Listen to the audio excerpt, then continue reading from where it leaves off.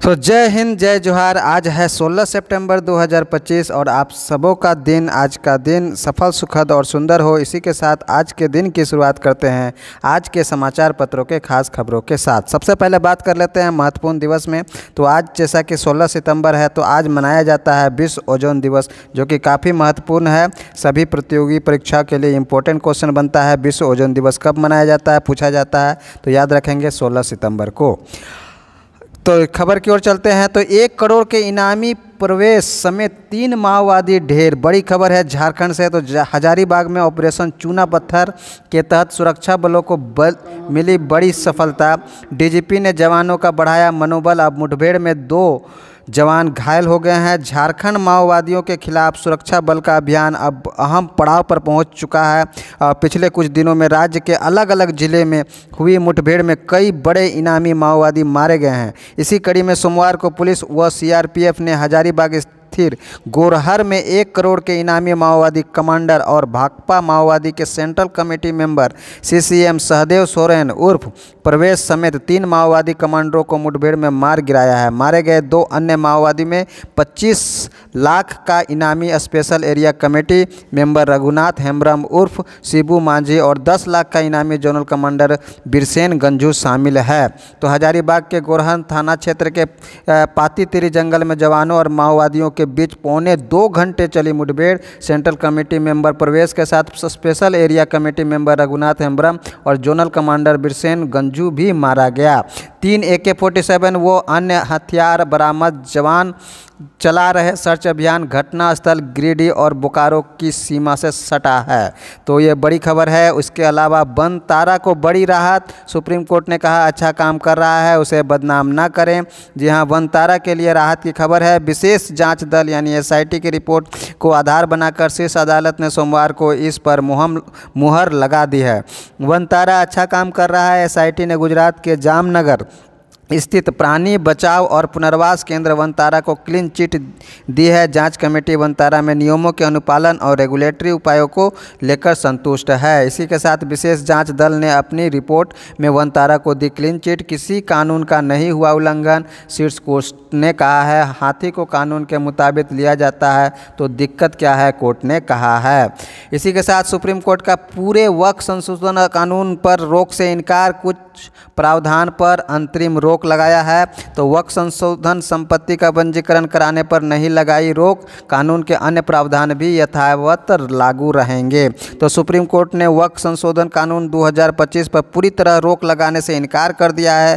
हालांकि कोर्ट ने पक्षकारों के हित में सुरक्षित रखने और मामले में संतुलन कायम करने के लिए कानून के कुछ चुनिंदा प्रावधानों पर अंतरिम रोक जरूरी लगा दी है। वक्फ करने के लिए कम से कम 5 वर्ष तक इस्लाम का अनुयायी होने की अनिवार्यता पर लगाई रोक। यह रोक तब तक जारी रहेगी जब तक राज्य सरकार इनकी पहचान के लिए नियम नहीं बना लेती। विवादित संपत्ति की जांच और नामित अधिकारी की रिपोर्ट पर वक्फ नहीं मानने के प्रावधान पर भी रोक। इसी के साथ अगली खबर की ओर चलते हैं। तो पाकिस्तान भारतीय क्रिकेटरों के हाथ नहीं मिलाने से तिल मिलाया है और एशिया कप में भारतीय टीम ने रविवार को दुबई अंतर्राष्ट्रीय क्रिकेट स्टेडियम में पाकिस्तान को 7 विकेट से हराने के बाद अपने प्रतिद्वंदी खिलाड़ियों से हाथ नहीं मिलाया था। यही नहीं, इसके बाद भारतीय कप्तान सूर्य कुमार यादव ने इस जीत को पहलगाम आतंकी हमले में मारे गए भारतीयों और ऑपरेशन सिंदूर में शामिल सशस्त्र बलों को समर्पित किया था। मैच रेफरी नहीं हटने पर UAE के विरुद्ध होने वाले मैच से बाइकआउट की धमकी दे रहा है PCB और जीत के बाद भारतीय टीम ने पाकिस्तानी खिलाड़ियों से नहीं मिलाया था हाथ।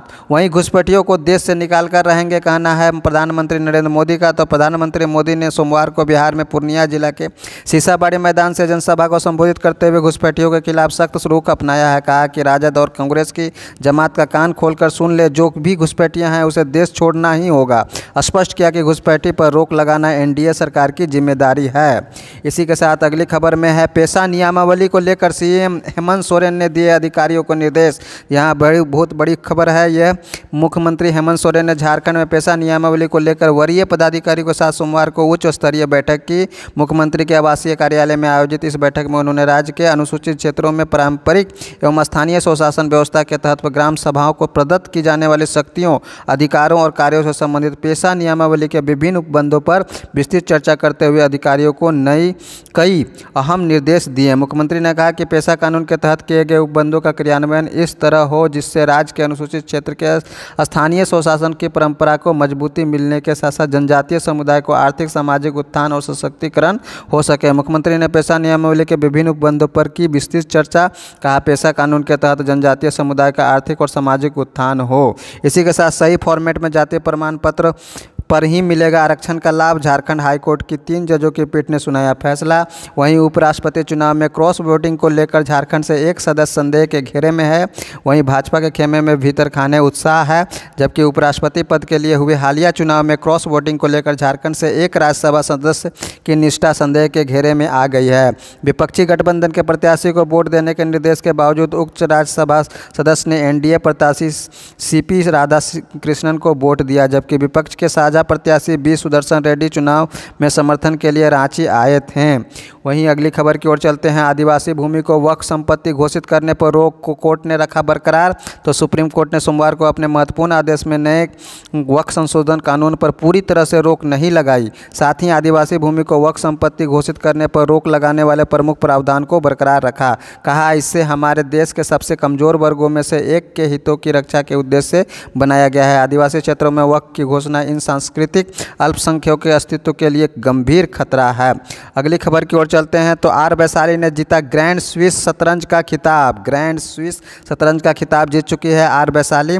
तो भारतीय ग्रैंड मास्टर आर वैशाली ने सोमवार को 11वें और अंतिम दौर में पूर्व विश्व चैंपियन चीन की झोंगियो टैन के साथ कड़े मुकाबले में ड्रॉ खेलकर लगातार दूसरी बार फिडे ग्रैंड स्विस खिताब जीता और महिला कैंडिडेट्स टूर्नामेंट में जगह बनाई।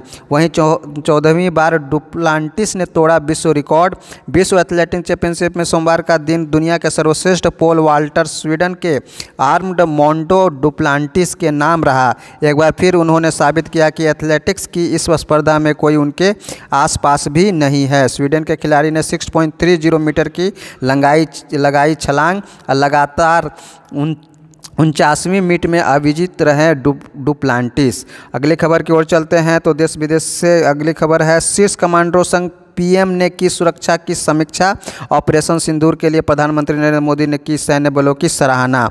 जी हां, कोलकाता में प्रधानमंत्री ने संयुक्त कमांडर कॉन्फ्रेंस का किया उद्घाटन। रक्षा मंत्री, सीडीएस, तीनों सेनाओं के प्रमुख भी ले रहे हैं हिस्सा। तो प्रधानमंत्री नरेंद्र मोदी ने ऑपरेशन सिंदूर के बाद हो रही तीनों सेनाओं के कमांडरों के संयुक्त कॉन्फ्रेंस के दौरान सीमाओं की सुरक्षा और सैन्य बलों की ऑपरेशन तैयारियों की समीक्षा की। साथ ही प्रधानमंत्री ने सुरक्षा तथा सामरिक चुनौतियों के बदलते दौर और जरूरतों के मद्देनजर रक्षा मंत्रालय से भविष्य की चुनौतियों का सामना करने के लिए अधिक से अधिक आत्मनिर्भरता की दिशा में कदम उठाने के लिए कहा है। ब्रिटिश सांसदों ने कहा, कारोबारी एलन मस्क पर प्रतिबंध लगाएं प्रधानमंत्री। वहीं ब्रिटेन में हुए हिंसक प्रदर्शन में शामिल लोगों को अरबपति एलन मस्क की ओर से संबोधित किए जाने और सत्ता में परिवर्तन की मांग किए जाने को लेकर सांसदों का गुस्सा फूट पड़ा है। उन्होंने पीएम किएर स्टारमर से मस्क पर प्रतिबंध लगाने की मांग की है। वर्चुअल माध्यम से प्रदर्शन को संबोधित करते हुए मस्क ने संसद भंग करने, समय से पहले चुनाव कराने और ब्रिटेन में सरकार बदलने का आह्वान किया था। प्रदर्शन को संबोधित करते हुए मस्क ने संसद भंग करने और सरकार बदलने का आह्वान किया था। प्रदर्शनकारियों ने कहा था कि हिंसा आपकी ओर आ रही है, या तो इसका जवाब दें या फिर मर जाएं। अगली खबर की ओर चलते हैं। तो चर्चित चिलखारी कांड में शामिल था सहदेव सोरेन। तो गिरिडीह के भेलवा घाटी स्थित चिलखारी में बाबूलाल मरांडी के भाई बेटे सहित 20 की कर दी गई थी हत्या।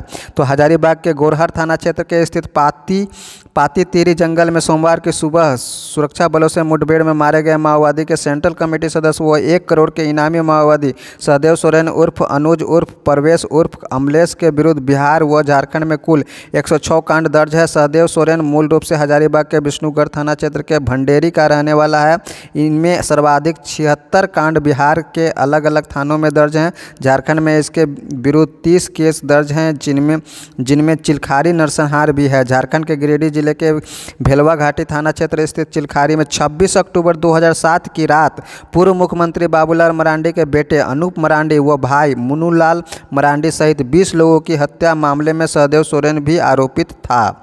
अगली खबर की ओर चलते हैं तो जेल वाहन पर हमला कर सहदेव समेत 8 माओवादियों को छुड़ा ले गए थे साथी। वहीं उग्रवाद उन्मूलन का दावा कर राशि बचा रही है सरकार, कहना है कांग्रेस का। शिबू झुमरा में बीएसएफ की गाड़ी और चतरोचट्टी में पुलिस शिविर उड़ाने में था शामिल। इसी तरह से अगली खबर की ओर चलते हैं तो 1995 में माओवादी संगठन में शामिल हुआ था बिरसेन। तो हजारीबाग मुठभेड़ में मारा गया तीसरा माओवादी बिरसेन गंजू उर्फ खेलावन गंजू उर्फ राम खेलावन उर्फ छोटा बिरसेन मूल रूप से हजारीबाग के केरेडारी थाना क्षेत्र के बकचुम्बा का रहने वाला था। वह माओवादियों का जोनल कमांडर था। वह 1995 से ही माओवादी संगठन में सक्रिय था। त्यौहार पर घर लौटे नक्सली सुरक्षा बलों के जाल में फंसे तो झारखंड और बिहार के सक्रिय नक्सली संगठनों के बड़े नेताओं और सक्रिय सदस्यों की एक बड़ी कमजोरी उनके परिवार से जुड़ाव को माना जाता है। भले ही वे जंगलों में सक्रिय रहते हैं, लेकिन पर्व त्यौहार और परिजन के प्रति लगाव उन्हें घर और गांव की ओर खींच ही लाता है। यही कारण है कि सुरक्षा एजेंसियों लंबे समय से त्यौहार के दौरान नक्सलियों के मूवमेंट पर विशेष नज़र रखती है और हाल के दिनों में कई बड़ी सफलता इसी रणनीति का परिणाम रही है। अगली खबर की ओर चलते हैं तो मतदाता सूची पुनरीक्षण संवैधानिक प्रक्रिया नहीं, लग सकती है रोक, सुप्रीम कोर्ट का कहना है। तो बिहार के साथ देश भर में शुरू होने वाली एसआईआर पर रोक की मांग को शीर्ष अदालत ने ठुकराया। कहा, बिहार एसआईआर को लेकर दिया गया निर्देश देश भर में होने वाले पुनरीक्षण पर लागू होगा। बिहार एसआईआर में कानूनी रूप से कोई गड़बड़ी मिली तो रद्द कर देंगे। अगली सुनवाई 7 को। तो सुप्रीम कोर्ट ने बिहार में चल रही मतदाता सूची पुनरीक्षण प्रक्रिया समेत देश भर में शुरू होने वाले एसआईआर पर रोक लगाने की मांग को खारिज कर दिया है। कहा, एसआईआर एक संवैधानिक प्रक्रिया है, वह इस पर रोक नहीं लगा सकती। कांग्रेस ने की तेजी से सुनवाई की मांग। चुनाव आयोग ने कहा सुनवाई टाल दें। अगली खबर की ओर चलते हैं तो तीनों सेनाओं के शीर्ष कमांडरों संग मोदी ने की सुरक्षा स्थितियों व रक्षा तैयारियों की समीक्षा। प्रधानमंत्री नरेंद्र मोदी ने ऑपरेशन सिंदूर के बाद हो रही तीनों सेनाओं के कमांडरों के संयुक्त कॉन्फ्रेंस के दौरान सीमाओं की सुरक्षा और सैन्य बलों की ऑपरेशन तैयारियों की समीक्षा की। साथ ही सुरक्षा और सामरिक चुनौतियों के बदलते दौर पर जरूरतों के मद्देनजर रक्षा मंत्रालय से भविष्य की चुनौतियों का सामना करने के लिए अधिक से अधिक आत्मनिर्भरता की दिशा में कदम उठाने को कहा है। तो इस प्रकार से देख सकते हैं कोलकाता में सोमवार को संयुक्त कमांडर सम्मेलन के दौरान प्रधानमंत्री नरेंद्र मोदी, रक्षा मंत्री राजनाथ सिंह, रक्षा राज्य मंत्री संजय सेठ और एनएसए अजित डोभाल हैं और सीडीएस जनरल अनिल चौहान हैं और तीनों सेनाओं के प्रमुख हैं और विदेश सचिव विक्रम मिश्री भी उपस्थित हैं। अगली खबर की ओर चलते हैं तो दुर्लभ खनिजों के लिए नहीं होगी जन सुनवाई की बाध्यता, कहना है केंद्र सरकार का। तो lithium, cobalt, rare earth, uranium, thorium जैसे खनिज के उत्पादन में आत्मनिर्भर बनना उद्देश्य। इन धातुओं का उत्पादन 2047 तक भारत को एक विकसित राष्ट्र बनाने के लिए भी जरूरी माना जा रहा है। तो केंद्र सरकार ने पिछले दिनों देश में रक्षा क्षेत्र, परमाणु ऊर्जा और अत्याधुनिक उद्योगों के लिए जरूरी बन चुके दुर्लभ खनिजों के खनन की राह की एक बड़ी अड़चन खत्म कर दी है। इन खनिजों के खदानों में पर्यावरण मंजूरी देने से पहले जन सुनवाई यानी पब्लिक कंसल्टेशन की बाध्यता को समाप्त करने का आदेश दिया है। रैगिंग, यौन उत्पीड़न, जातीय भेदभाव से निपटने के सुझावों पर विचार करे यूजीसी। तो सुप्रीम कोर्ट ने सोमवार को विश्वविद्यालय अनुदान आयोग यानी यूजीसी को निर्देश दिया कि मसौदा नियम तैयार करते समय उच्च शिक्षा संस्थानों में छात्रों की आत्महत्या रोकने के लिए रैगिंग, यौन उत्पीड़न, जाति, लिंग, विकलांगता व अन्य पूर्वाग्रहों के आधार पर भेदभाव से निपटने के सुझावों पर विचार करे। कोर्ट ने इसके लिए 2 महीने की समय सीमा निर्धारित की है। दलों को यौन उत्पीड़न रोकथाम अधिनियम के अंतर्गत लाने से सुप्रीम कोर्ट का इनकार। वहीं पर सुप्रीम कोर्ट ने सोमवार को उस याचिका पर विचार करने से इनकार कर दिया जिसमें राजनीतिक क्षेत्र में कार्यरत महिलाओं को यौन उत्पीड़न रोधी कानून के तहत संरक्षण देने की मांग की गई थी। भारत के प्रधान न्यायाधीश CJI BR Gavai, justice Vinod Chandran और जस्टिस अतुल एस चंदूरकर की पीठ ने सवाल उठाया कि यौन उत्पीड़न रोकथाम अधिनियम के तहत राजनीतिक दल कार्यस्थल की परिभाषा में कैसे आ सकते हैं। अगली खबर की ओर चलते हैं तो पृथ्वी को बचाने की कवायद। तो आज है विश्व ओजोन दिवस पर विशेष लेख है।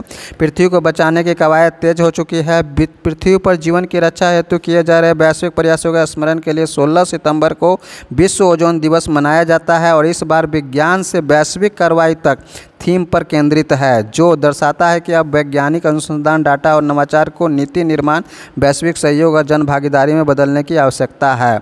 तो आज है विश्व ओजोन दिवस। ओजोन परत पृथ्वी की सुरक्षा ढाल है जो सूर्य की हानिकारक किरणों से हमारी रक्षा करती है। तो ये था आज के समाचार पत्रों के खास खबर। इसी तरह के हर रोज़ समाचार के पत्रों के खास खबर जानने के लिए हमारे चैनल को सब्सक्राइब करें। शंकर बेदिया क्लासेस और जेपीएससी के एस्पायरेंट हैं, तो इसमें रेगुलर जो है चैप्टर वाइज क्लासेस ली जा रही है, जहां से आप जेपीएससी के लिए की तैयारी में लाभ मिल सकता है। तो मिलते हैं नेक्स्ट वीडियो में, तब तक के लिए जय हिंद, जय भारत।